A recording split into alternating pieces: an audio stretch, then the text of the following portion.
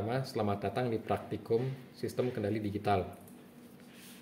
Pada unit ini, kita akan membahas tentang pengenalan pesawat latih sistem kontrol level ketinggian air dengan tujuan sebagai berikut. Pesawat latih sistem kontrol level ketinggian air merupakan aplikasi yang dirancang untuk berlatih kontrol ketinggian level air. Proses yang terjadi pada sistem kontrol level ketinggian air ini adalah mengontrol level ketinggian air pada sebuah tabung dengan menggunakan sensor saklar mengambang maupun sensor tekanan air sebagai pendeteksi ketinggian air. Pengisian air pada tabung menggunakan pompa air yang digerakkan dengan motor DC. Secara garis besar, sistem kontrol level ketinggian air terdiri dari pengontrol, kemudian sensor ketinggian air, pompa air, katup solenoid buangan air, serta katup air manual.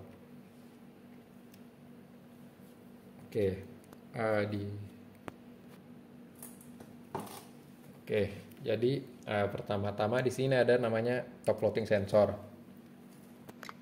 Yang di sini, di sini itu adalah untuk masukkan top floating sensor pada modul panel ini. Tetapi untuk sensor aslinya ini juga terpasang pada tabung. Jadi tabungnya ini akan terdapat pada modul level sensor ini. Jadi nanti untuk top floating sensor itu, dia itu akan posisinya berada sekitar di sini, paling atas sini untuk posisi pada top floating sensornya. Gerakan untuk satunya lagi ada namanya bottom floating sensor, dia itu ada di paling bawah sini.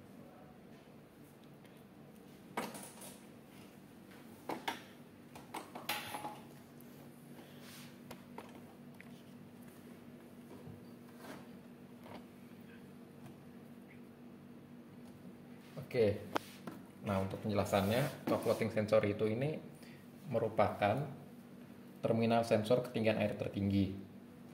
Dan pada saat tidak terendam air, terminal ini ada pada kondisi normally open. Dan jika terendam air, kondisi terminal akan normally close. Begitu juga dengan bottom floating sensor. Pada bottom floating sensor ini merupakan sensor ketinggian air terendah. Pada saat tidak terendam air, terminal ini ada pada kondisi normally open. Sedangkan jika terendam air, kondisi terminal akan normally close. Kemudian di sini ada pressure sensor. Pressure sensor di sini itu merupakan rangkaian yang mengubah tekanan air dalam tabung ke dalam nilai ketinggian air. Nilai tegangan ketinggian air ini dinyatakan dalam besaran tegangan atau arus. Pressure sensor ini harus terlebih dahulu dikalibrasi sebelum digunakan. Kalibrasi yang dilakukan adalah pada kondisi saat tabung itu tanpa air dan juga pada kondisi tabung itu saat terisi air penuh. Jadi bisa dilihat ya di sini pressure sensor itu seperti di sini. Nanti kalau untuk pengukuran dalam besaran tegangan dan arusnya itu akan dilakukan di sini. Kemudian di sini juga ada relay 1 dan relay 2. Relay di sini itu berfungsi sama seperti relay yang biasanya. Dan untuk relay di sini itu dia memiliki tegangan masukan kumparannya sebesar 24 volt DC dan memiliki kontak keluaran normally open dan normally close seperti yang terlihat pada panel rangkaian ini. Kemudian di sini juga ada solenoid valve 24 volt DC. Jadi bisa dilihat di sini. Di sini adalah kontak solenoidnya yang terhubung pada panelnya. Nanti untuk kontak solenoid valve ini akan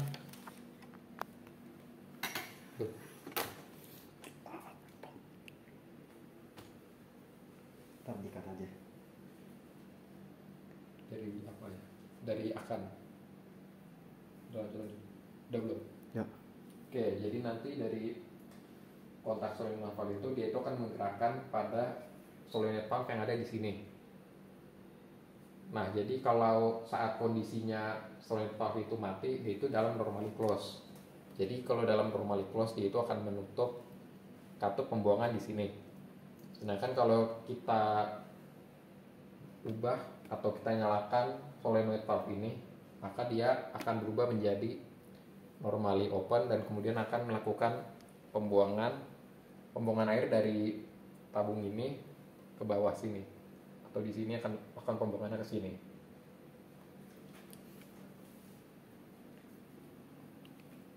Masih lanjut. Oke. Kemudian di sini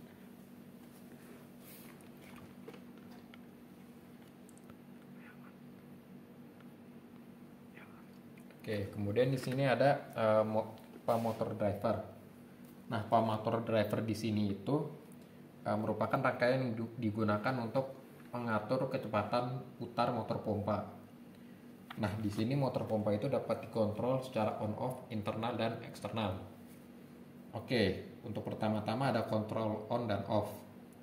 Nah, untuk kontrol on dan off ini kita dapat dilakukan dengan mengatur saklar ke atas, saklar atas yang di sini pada posisi kanan. Itu untuk menggunakan on off-nya. Dan saklar bawah di sini pada posisi ke atas. Oke.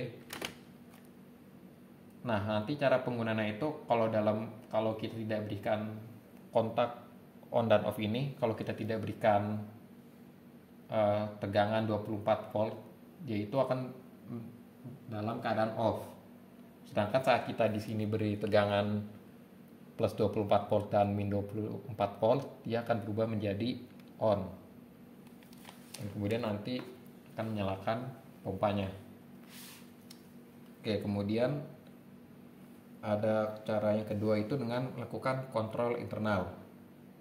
Nah, kontrol internal ini dapat dilakukan dengan mengatur saklar atas pada posisi ini juga, sama posisi ke kiri, posisi saklar atas pada posisi kiri. Oke, jadi kemudian untuk kontrol internal ini dapat dilakukan dengan mengatur saklar atas ke posisi kiri dan saklar bawah ke posisi atas. Nah, jadi di sini saklar atasnya ini kita geser ke posisi kiri. Saklar bawahnya kita atur di posisi atas. Nah, nanti kalau keadaannya begini, kita itu akan dapat mengontrol kecepatan motor pompanya melalui knob speednya. Nah, knob speednya itu ada di sini ya. Jadi di sini itu kita bisa mengatur kecepatan motornya dari minimal di sini sampai maksimal di sini. Oke. Kemudian ada juga dengan menggunakan kontrol eksternal. Nah, kontrol eksternal ini dapat dilakukan dengan mengatur saklar bawah pada posisi bawah. Oke, untuk kontrol eksternal ini yang kita dapat lakukan itu bisa dengan mengatur saklar pada yang bawah ini itu ke bawah. Untuk saklar atas kalau bisa ke kiri bisa atau ke kanan. Tapi kalau ke kiri itu harus diatur di posisi minimal. Atau kalau pada posisi kanan dengan tidak usah diberikan masukan sehingga menjadi off. Nah, untuk menggunakan kontrol eksternal ini kita itu harus menggunakan juga catu daya.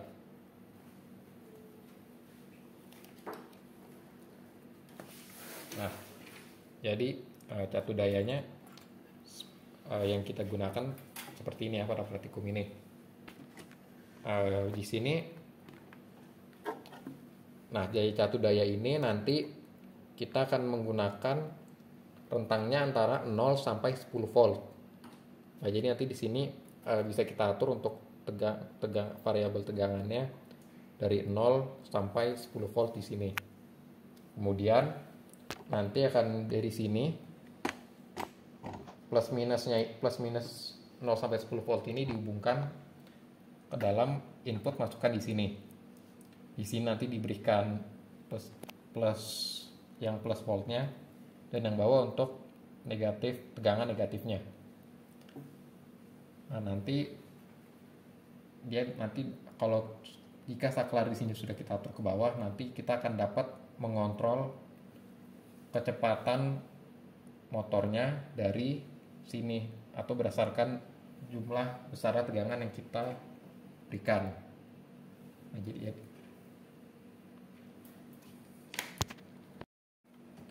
kemudian untuk prosedur pengambilan data percobaan, kalian dapat melakukan identifikasi bagian-bagian serta terminal masukan dan keluaran dengan menuliskan nama bagian, nama terminal, dan fungsinya.